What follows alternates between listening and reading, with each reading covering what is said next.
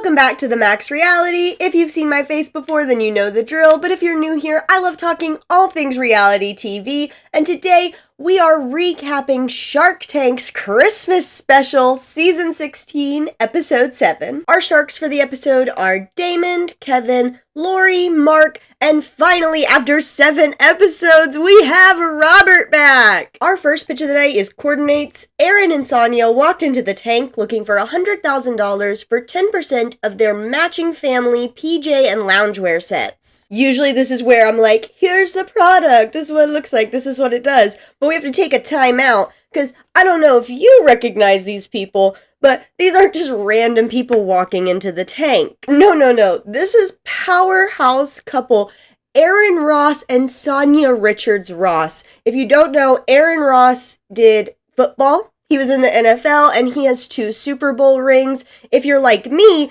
who you actually care about is Sonia. She is a 4-time Olympic gold medalist in track. And on top of that, she is on Real Housewives. What a story!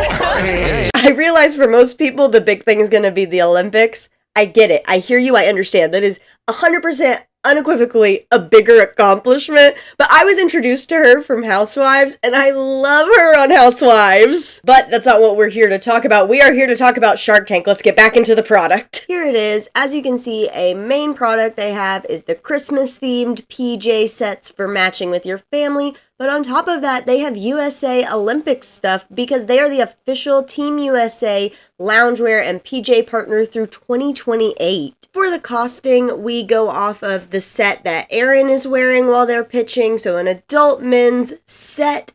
And for the entire set, it costs them $27 to make, and they retail it for $89. They launched with a Christmas collection last year, and we talk about sales within launches they do, because it seems like they're doing kind of the drop thing. We'll be like, this is our Christmas drop, this is this drop.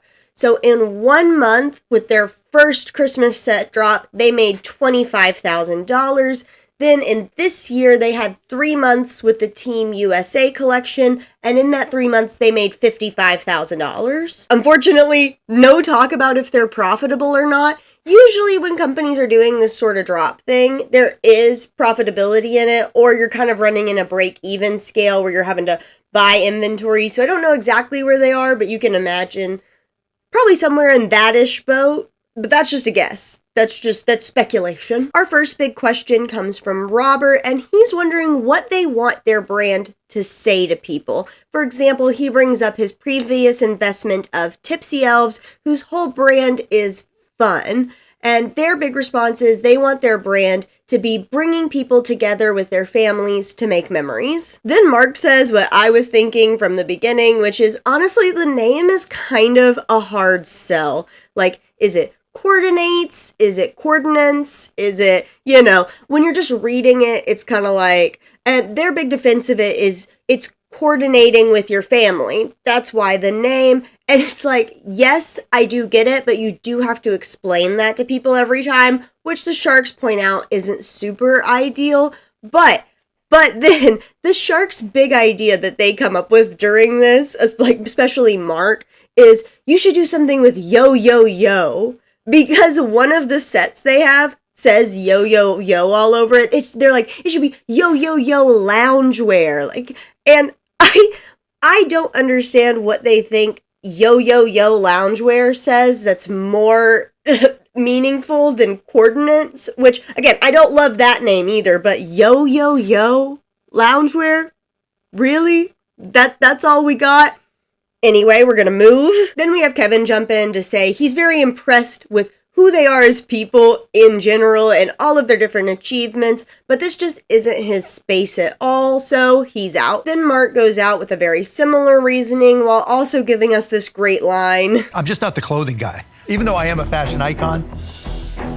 Extra funny for Mark to be able to give that line while getting to wear the most casual outfit they've ever allowed that man to wear on that show. The senior year energy of Mark leaving soon is it's just palpitating. every episode. It's so funny and I love it. Last in the grouping of people going out, we have Lori. Same exact kind of reasonings, which leaves us with our two clothing sharks, Damon and Robert. However, while Damon is super impressed with them as people, the business is just too early for him and he goes out, leaving us down to just Robert. But Robert is still really stuck on not loving the whole idea of the branding, and he starts talking about on their Olympic collection, they have all these motivating and inspiring words, and he wonders why something like that isn't more of their brand.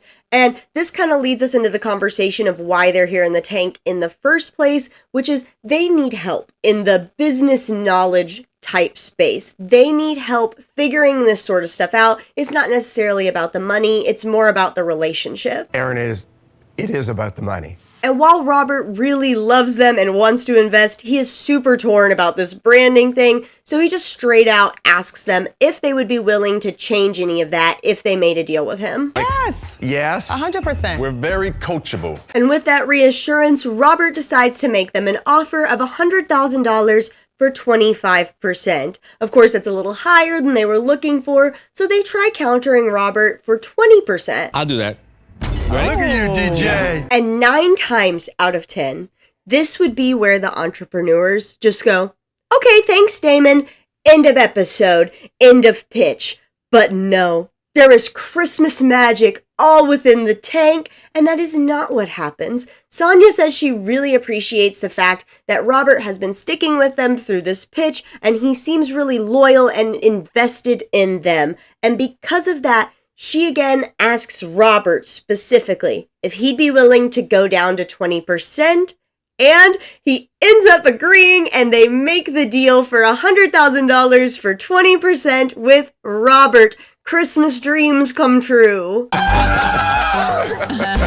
So the first thing I want to start out with is, I've said it a bunch before and I'm going to say it here. I generally don't like when we have celebrities or just rich people in general on the tank. It is very annoying and frustrating to see these people take up space on the carpet when it's not really like the heart of what Shark Tank will be.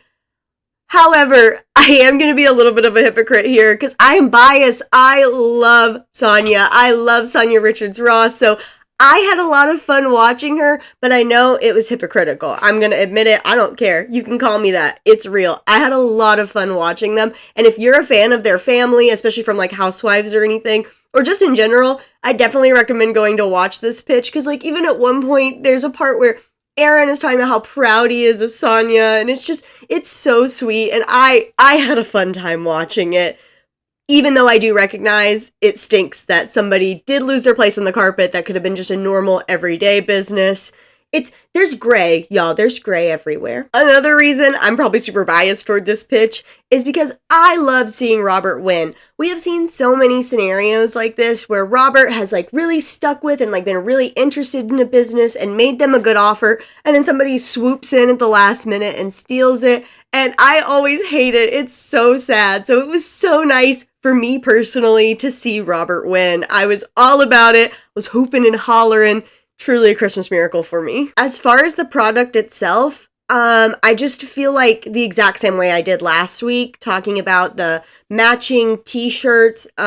It's not something that's really my vibe or my style, but there definitely is a market for it. It's just not my thing. So, you know, I'm kind of whatever about the product. The big thing I saw was people talking about the pricing, and I think it's an extra hot button point because of that TikTok influencer who did the PJs.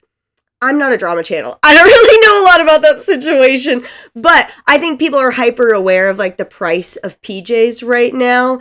And honestly, if we're going to take that situation versus this one, from what I heard, those PJs were like pretty low quality, like rayon-y plastic type material. And I will say these are 95% cotton. So if they are as nice as they say they are, I don't necessarily think 90 is super duper crazy for a very nice set of PJs, because that's giving you the top and the bottom. I I don't think that's crazy if you're looking for super nice PJs, if that is what you're looking for. Along that same line of pricing, when I went to go look on their website, as I do when I'm making these videos, I noticed the set that Erin was wearing is now marked at $69, and it's not even like a now on sale for. It just says $69. So it seems to me, just based off the information we had of how much that set was, it seems like they might have lowered their prices across the board, which is very rare to see when I go look up these Shark Tank businesses. So rare occurrence there. The other thing I noticed on the website is the branding is still all the same. The name is still Coordinates. It's still all there. So I don't know if the deal with Robert went through. I'd be very interested because I'm super nosy to know how all of that ended up playing out. But as far as right now, the naming and the branding all look exactly the same as it was in the tank. And my final little note, if by just some, again, Christmas miracle, I just take a shot every time I say that this video, not literally. If somebody from their team or website somehow magically ends up seeing this video, I just want to let you know that all the crew neck type t-shirts that are just like a solid crew neck shirt say buttons down the front. I assume it's just an error from copying and pasting descriptions, probably from the actual, like, button-up PJ sets. But, like, all the ones I clicked on that were, like, the crew neck normal t-shirt ones said buttons up the front. So, if, you want to change that, this is just my friendly note to you, to let you know that. You're welcome. Free help tips there from me. Our second pitch of the night is Gnome Advent Calendar. Jenna walked into the tank looking for $45,000 for 10% of her advent calendar full of gnomes. Here it is. I feel like this is the most self-explanatory one we've had in a while, but in case you're not familiar, an advent calendar is going to be a thing where you get a box that has little compartments that have presents for every day leading up to the holiday, usually Christmas, but she has ones for Halloween, Easter, Valentine's, so you can get your gnome fix any time of the year. And each advent calendar is relatively the same, just the theming is different. They all come with like full-size gnomes. She said that, but it did look like maybe the Valentine's one had little smaller gnomes. I couldn't quite tell. Really, we only talked about the Christmas and Halloween one for a reason that I'm not super sure about. Well, I know why we talked about the Christmas one, because this is the Christmas episode, but I don't really know why there was a bunch of focus on the Halloween one and not the others. Anyway, the point I'm trying to make here is sometimes with advent calendars, you'll get a bunch of different things, different items within the advent calendar. So you might think gnome advent calendar and think some of the things are going to be accessories for your gnomes and things like that. No, it is however many days there are, just full of gnomes. They're very sizable gnomes. They are. For the cost breakdown, we talk about the Christmas one and the Halloween one. The Christmas one cost her $47 to make, and she retails it for $147, while the Halloween one cost her $35 to make and retails for $135. You may have caught the little pattern there if you're on it with the numbers today. They've been in business 18 months and her lifetime sales are $160,000. We don't know if she's profitable or not. I would make a guess she either has like a small margin of profitability or she's breaking even, kind of similar to the coordinates thing I was talking about, since she's doing it in these drops. Again, I'm just speculating. This is just me making guesses, since they did not feel like it was important to put it in the episode for us. So our first question from the Sharks is, how do her customers find her? And at first she says she doesn't spend any money on advertising, but she goes on to say what she does is find influencers and send them boxes and, the hopes that they'll make a video. And I do want to clarify, that is spending money on advertising, even if you don't think about it that way. She does spend money on advertising by sending out these gift boxes. So that is how she advertises. Then the Sharks want to know how she got into the gnome business.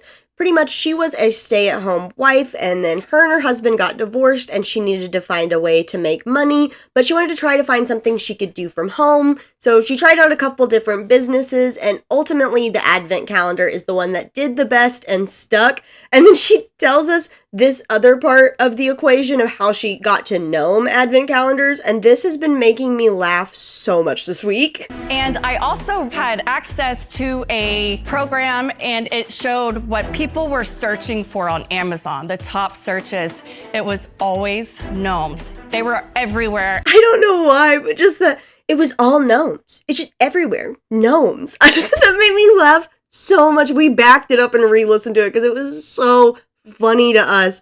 But anyway, this also leads us into the conversation that we have had a gnome-based business in the Shark Tank before. Did we have somebody on that did gnomes? Wendy's Gnome Shop. Yeah. Doing great. Yes, back in the day, Damon invested in Wendy's Gnome Shop, and I just had to put the clip in there because it's so funny watching Damon just like so methodically lining up his little gnomes and being like, ah yes, Wendy's Gnome Shop, we're doing great. I'm gonna add these to my little gnome shop with Wendy. I don't know, that just, again, it was just so funny to me personally, and I had to bring it to you. She then gets the classic question of what is she needing from a shark? And ultimately, her big thing is, this is her first time running a business. She doesn't really know a lot about business, so what she really needs is that guidance and mentorship.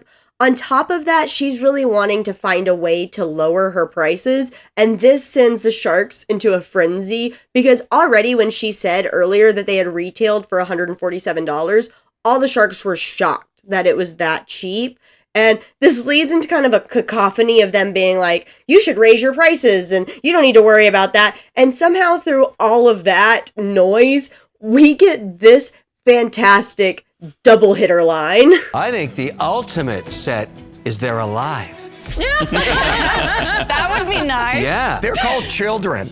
I don't know. I'm just picturing just like you get this huge, like a huge giant house-size advent calendar full of kids, all different ages, every day. That made me laugh so much. This episode made me giggle quite a bit, I will say. Not as much as last week with the Toddster, but Robert. Oh, I want Robert and Todd together for an episode. Please say that happened. Oh, I'd give anything to watch them together. I'm sorry, we got to get back to this one. Anyway, focus. And with things starting to come to a settle, it's time for the sharks to go in and out. And a lot of our sharks decide to use the very famous couple lines of like, you know, it's a great business for you, but not investable for me. I love the product. I'll be a customer, but not an investor. That is the main gist of the types of going out we get from the sharks. First, there's Robert saying he can see her being able to grow this to a few $1 million business and that his kids will love the product, but as an investor, he's out.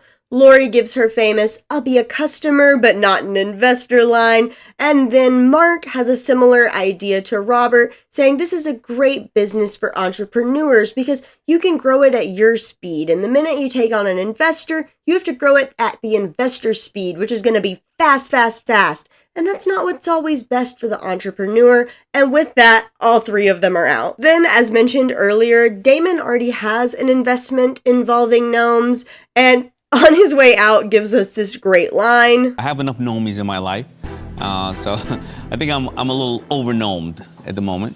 And then we have Kevin, who gives a similar reason as the first three sharks, but his is way more direct, just being like, look, this business is something you can scale to a couple million, like Robert's saying, but that means there's not really room for an investor. That's really the issue here. And he is also out, meaning unfortunately she leaves the tank without a deal. Here we are again, once again. We've been here too much lately, where I know that there is a market for this. I know it exists and I know it goes heavy, but I am not the market for this. I do not know what I would do with that many full-size gnomes. Like, I don't know where you put them. I don't know what you do, but I do know a lot of people are really, really into gnomes for whatever reason and love to decorate their house with them. And I can see those people loving this. And if you've seen videos from me before, you know I'm always going to be biased toward a smaller niche little company coming in like this, especially when they come in with a super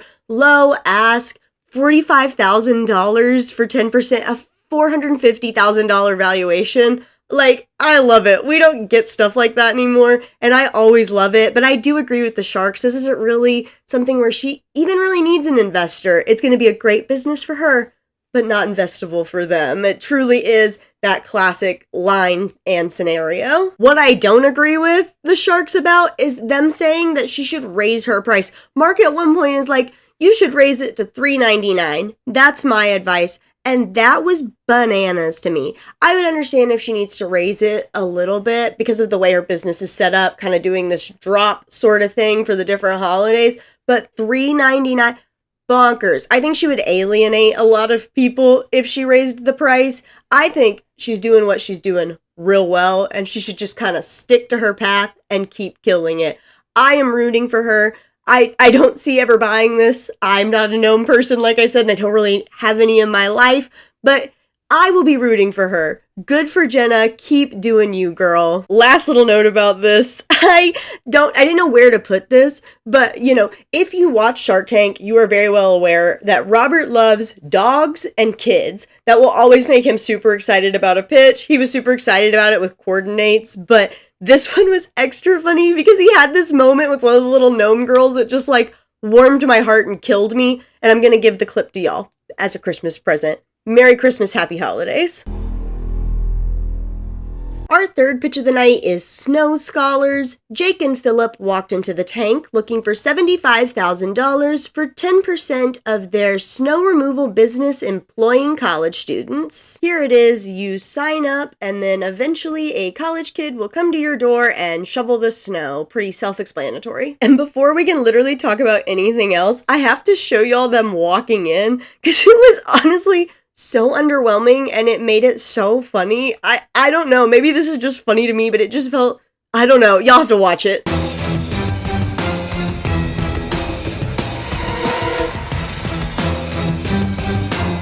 At the moment, they're on two different college universities, University Wisconsin-Madison and University of Minnesota Twin Cities, and they have plans to expand to 4 more colleges in the upcoming year and say that there are potentially 140 different college campuses on the US and Canada that meet their criteria for being able to try to start up there. To get the college kids interested, they do social media marketing. I'm putting quotes around that because I went to their social media and I didn't really see a whole lot.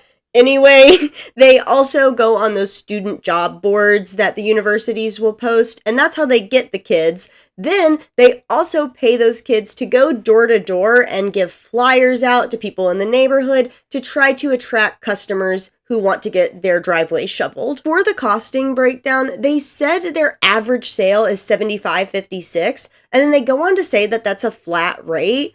So I don't know if they were just kind of misspeaking there or how all of that works, or maybe there's some add-ons people can buy that change the price of having you come out. But I don't know how you have an average that a customer spends, but also, oh, we just have this one flat rate.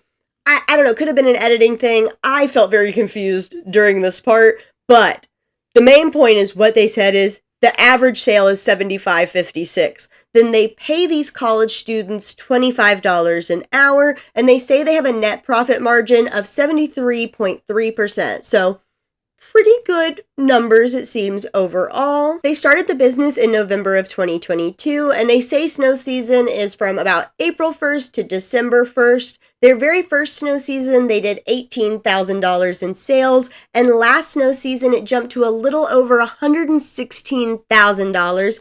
And yes, we do have a profitable company. For their first snow season where they did $18,000, they ended up making $13,000, and then last season off the $116,000, they made $85,000, a little over $85,000. So again, we're doing good numbers-wise here. One of our first big questions from the Sharks is wanting to know if the guys are 50-50 partners, and this is when we learned they are not. Jake actually owns 100% of the company, and then he starts to say that Philip put in, and I'm assuming he's going to say put in a certain amount of money, but he keeps getting cut off, and we never figure out how much money Philip may or may not have put in. But Philip informs us that as soon as they get to $270,000, he's going to get 30% of the business. Now, I'm just assuming that means $270,000 in sales, which, based off their other numbers, is hopefully relatively soon. And I assume they did some sort of like safe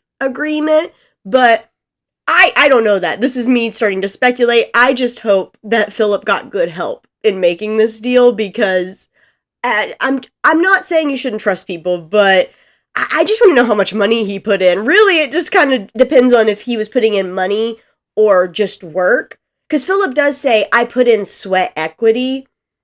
But I don't know. It really sounded like Jake was about to say amount of money he put in. I don't know. We're getting kind of in the weeds there. Sorry. Then we have Lori, who always wants to know people's like backstories and what's going on. But the way she got us back to it was this moment, which also killed me. So many funny giggle moments this episode. Oh, there So you go. let's Good go for back to you. Kevin, don't speak. Let's go back to you. Tell us about you. And you may see that clip and you might be like, what is the context for that? What was Kevin saying that made her say that? We get none. We get no context. That line just comes out of Lori's mouth and Kevin kind of makes a face like, hey. And you're sitting there like, what prompted that? But honestly, I don't care because it was so funny. And this is one of our rare moments where we are going to get a little into the backstory of them because it is relevant. Now, if you are a long time, or even just in the past couple of years, Shark Tank viewer, you may have been sitting here thinking to yourself, this business sounds so familiar. This sounds like a business that was recently pitched on Shark Tank, and you would be correct because you would be thinking about Storage Scholars from season 14. Pretty much the exact same idea, except they're employing college students to help with moving things, like moving in and out of homes. But other than that, same concept, just different service they are doing. And in fact, that is how the two met when Philip was interning for Storage Scholars. That's all he really says about it. He says, I was interning for Storage Scholars, and that's how we met. And I'm nosy. I want some more background about that because I'm not trying to accuse them of anything or say anything. I'm just saying it's just kind of weird vibes that Philip was interning for Storage Scholars and now we're here with this other business. I'm not saying anything. I'm just saying I'm nosy and want more details. That's all I'm saying. That's all I'm saying, I swear. Kevin then jumps in to talk about how much he hates winter and the fact that he moved to Miami so he can get away from it. I'm never going to deal with snow again. Yep. But I'm romantically involved in it. I like to look at pictures of snow while I'm sitting on the beach. That's fantastic. And truly, such a funny line, such an on-brand Kevin thing to do and say, and I'm definitely going to be stealing that. I'm going to use that at some point. Like, I hate insert here, but I'm romantically involved with it. So funny. And because of his romantic involvement with snow, Kevin decides to make the guys an offer of $75,000 for 20%. Hey, Kevin, I'd love to defend that valuation. And he starts his defense by talking about how they've been able to maintain their profit margins even from the early stages, and how it's really hard to value a business in the early stages, but he's here to give them the facts. What, are we in class here? I like it. Apparently. And this whole part was so funny. From the moment he was like, I want to defend that valuation, Kevin. Just so funny, because they're just like young, fresh, like out of college kids. And if you went to college, or even if you just know somebody who went to college, we all have felt or seen that stage of freshly being out of college and having all these opinions and knowledge about things and wanting to lecture people. And it was just so funny to watch. It made me giggle, made me flash back to fresh out of college days. Just very funny. Kind of unrelated to it, but I just had to say it. It was so funny. We then pivot to Damon, who tells us this is really how he got his start as a kid. He would go door to door, shoveling neighbors' snow for $10, until one day he realized he could just pay his friends $4 to go do that job while he sat at home managing them and collecting that nice $6. Very Tom Sawyer vibes of Damon. And with this new lore about Damon unlocked, he decides he is going to match Kevin's offer of $75,000 for 20%. Then we have Lori jump in to say she doesn't really understand why they even need a shark. She thinks they're doing everything right, and because of that, she goes out.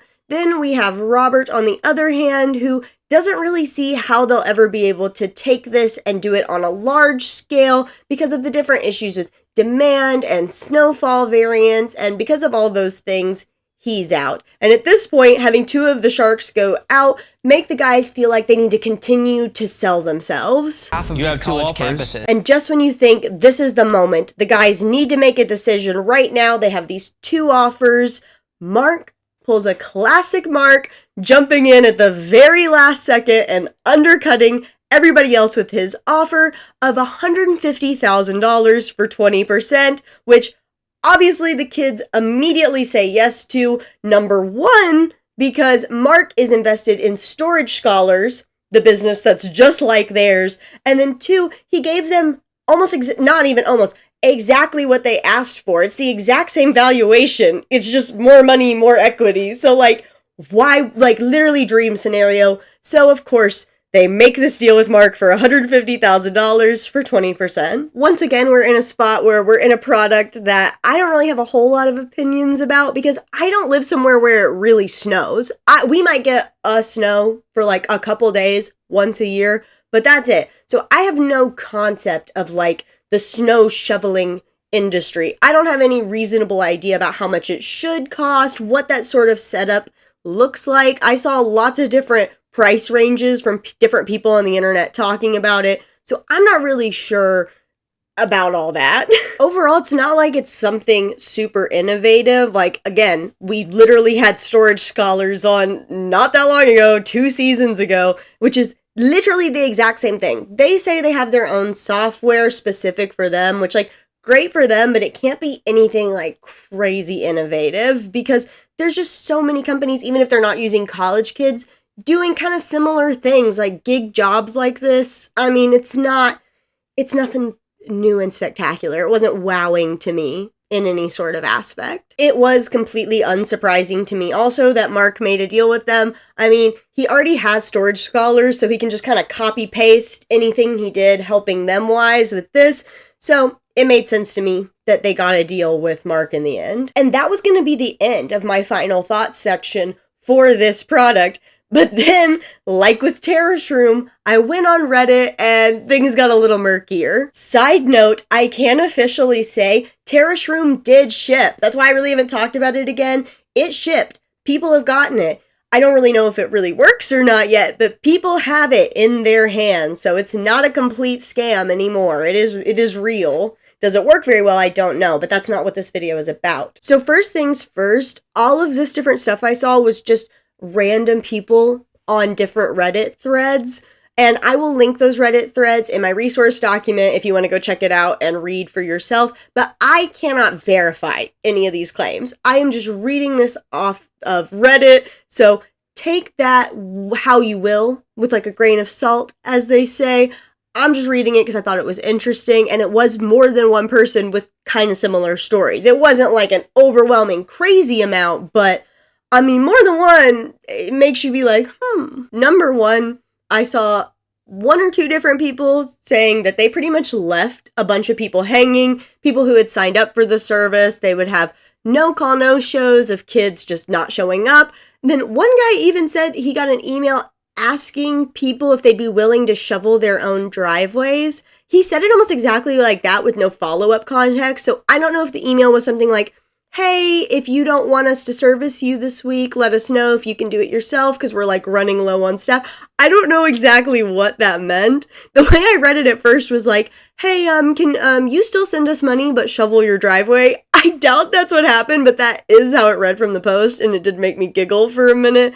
But yeah, not great if they are just leaving people hanging for this sort of stuff. I also saw people saying they left them hanging after paying them. So like they may have paid because it seems like it's sort of a thing where you sign up, not necessarily a subscription, but like a contract sort of thing. They come out a certain number of times or whatever. So people's money would be gone, but their driveways wouldn't be shoveled. I saw a couple of those as well, which again, not a great look. And that's kind of what I saw as far as the customer side. On the side of the students actually shoveling snow, I also saw some issues. I saw some people saying they had issues getting payment. I also saw a claim that the students have to provide their own snow shoveling gear, which I just think is wild. Now, I get that different gig economy type of jobs, like Uber, for example, you provide your own car. But I do fundamentally feel like that's a little different, especially when you're aiming towards college kids. Like, if these kids are living in dorms, where are they going to put the stuff you need to go shovel? Are they just expecting them just to have one little snow shovel? Because that seems wild to me. I don't know. I would love to hear other people's thoughts about that, because when I read that, if that is true, that seems so wild to me. But also I thought about, like, when would they provide the gear? I don't know. I would love people's thoughts about this one, because that put me into a tizzy a little bit last night when I was thinking about it. And with that same kind of idea, I saw people saying that their time frames for how fast you should be able to do a house, or how many houses you should be able to do, was kind of out of whack, which was messing up the scheduling. And overall, it just kind of seems like it might be a little bit of a mess, but that may be something Mark can come in and fix. So I don't know. Again, these are all just allegations off Reddit. It might not even be true, but if it is true, some of it is a little wild, and I hope Mark can fix it, because Our fourth and final pitch of the night is Wildcoat. Carlo walked into the tank looking for $350,000 for 10% of his fun jackets for skiing. Here they are, and as you can tell, it's pretty much a fursuit for skiing. It is super warm on the inside, has 7 pockets. Along with that, the hood adjusts to get a helmet underneath it. It could also detach if you want. Then you have the mittens that also detach, or you can flip them up with magnets, and it's a good fun time for everyone involved. For the cost breakdown, we're talking about all the little different styles he has of the different animals, and he gets them landed between $120 and $130, and he just flat retails all of the different styles for $449. He came up with the idea around spring of 2020, and something I very much appreciated about Carlo was he was very direct and factual about all of his numbers and stuff, which I always love to see. He even gives us a nice, pretty even little sales ramp. In 2021, their sales were $135,000,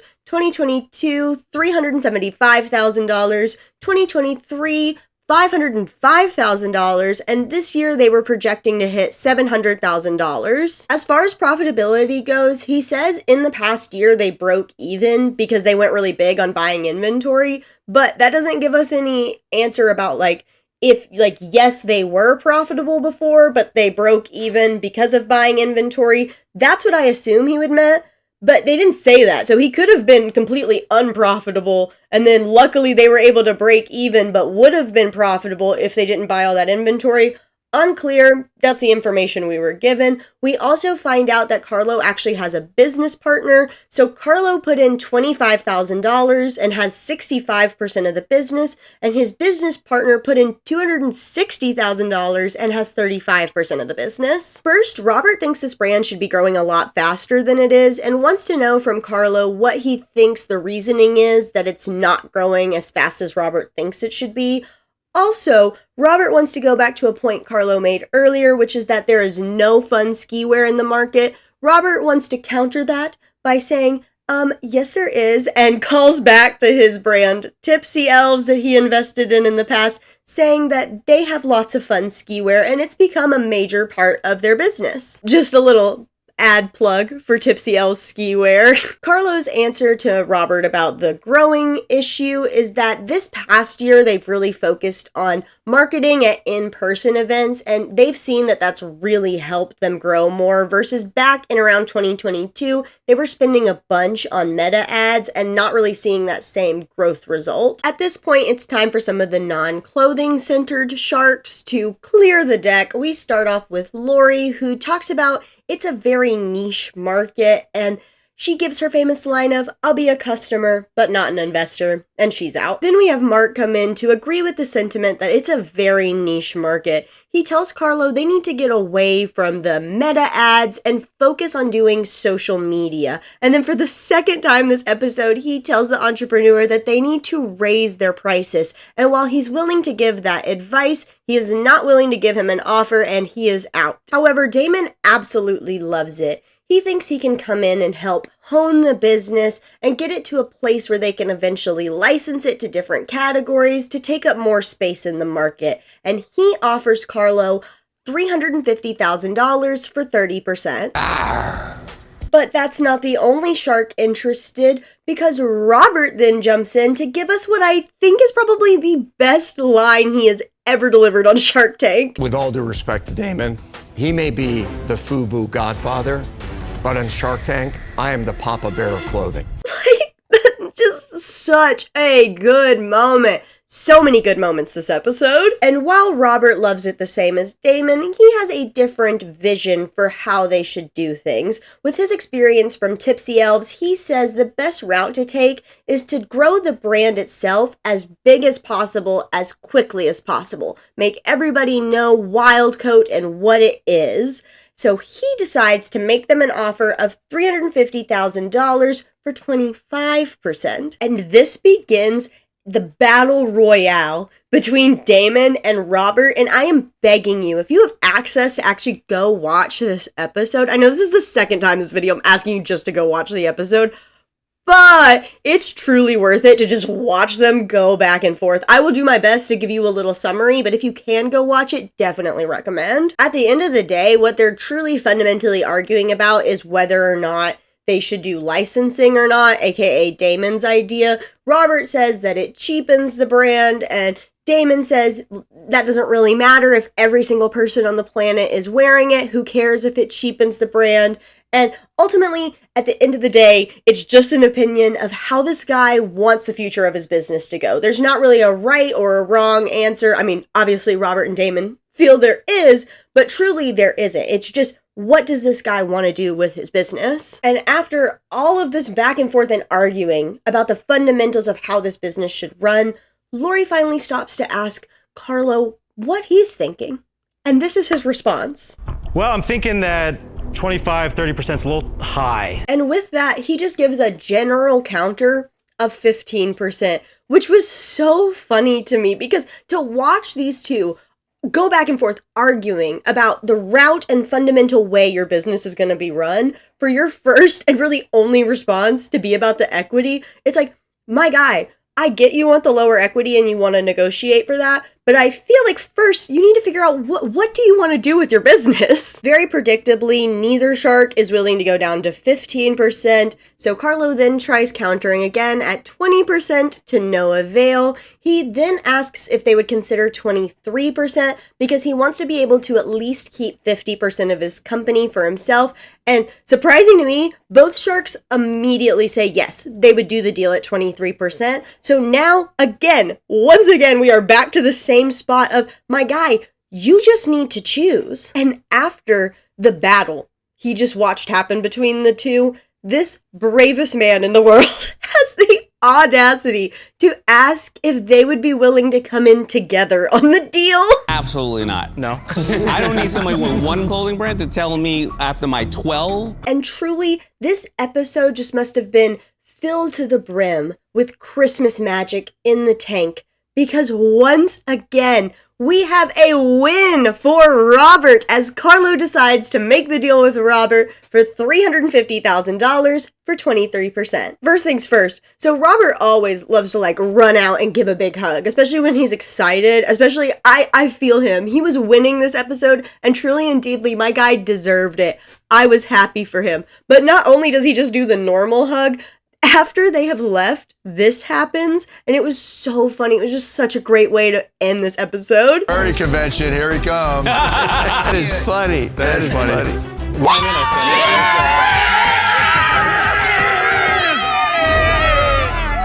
This episode has a theme that I think you'll now notice of, I don't know anything about skiing. I don't know anything about snow. I don't know anything about skiing. I don't know anything about anything apparently today, so I'm sorry about that. But what I do know is skiing stuff is very expensive. I have been in a ski store one time. I picked up a jacket that I just thought was cute because it had flowers on it, and I was shocked. I literally just immediately put it down because I was terrified. And so from that price of that jacket being $1,600 for just what looked like a normal standard puffer jacket. I get that it probably is a lot nicer than that because it's supposed to be made for skiing, but that being $1,600 and this being $449, it does seem like they are right that this is a mid-tier skiing accessory. So that's all I really have to say about that because I don't really know. Mostly just wanted to share my skiing antidote. Anyway, not antidote? No, that's not right. Anecdote? Anecdote. That's what I meant. Not antidote. Antidote. Whatever. Y'all. As for the idea itself, I honestly love it. I love funny, silly things like this. If I was a skier, I can so see myself buying one of these. I love a fun little silly product. I'm so biased toward them all the time, but I love it. If I had a reason to ski, or honestly, even if I lived in an environment that was cold enough that warranted needing a really nice winter jacket like this, I might buy it just for the sillies. Just to be goofy. I'm not gonna lie to y'all. As with all the products, I went on their website, did a little looky-lookin'. It looks like they're on version 4 of the coat, and there has been a little bit of a price increase to $4.60, but nothing crazy. Overall, I'm really happy for them. I really hope Robert can help them out, and it's a good, fun time for them, because it seems like a fun business. I don't really have anything negative to say. Good, fun, silly times had by me and hopefully by all. And that is a wrap on the Shark Tank Holiday Special Season 16, Episode 7.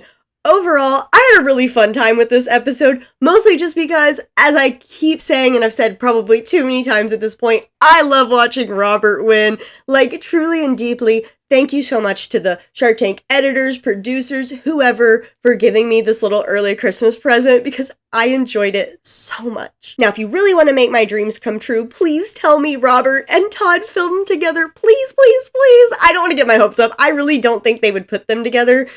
I don't think that's going to end up happening. But if it does, y'all, I'm going to be acting up so much on that recap. I'm warning y'all now. So while I may have had no knowledge, head empty about most of the products that were shown this episode, I still had a really good time watching it. And I hope y'all had a really good time watching this video. As always, if you made it this far in the video, thank you so much. It means so much to me. If you liked the video, don't forget to like it. If you like reality TV, Shark Tank product reviews, any and all of that, maybe check out the channel and subscribe. I'm trying to hit 1,000 subscribers before my 3-year anniversary next year. So if you want to give me a little Christmas present, hit that subscribe button. As always, I want to know your thoughts, feelings, opinions, comments, all that and more down below. And if you are knowing about my channel, if you've been seeing my videos, you might know that we are in the middle of what I am dubbing Sharkmas, where I am trying 12 different Shark Tank products I've never tried before. So I'm posting videos every day. So instead of just saying see you in the next one, I'll see y'all tomorrow.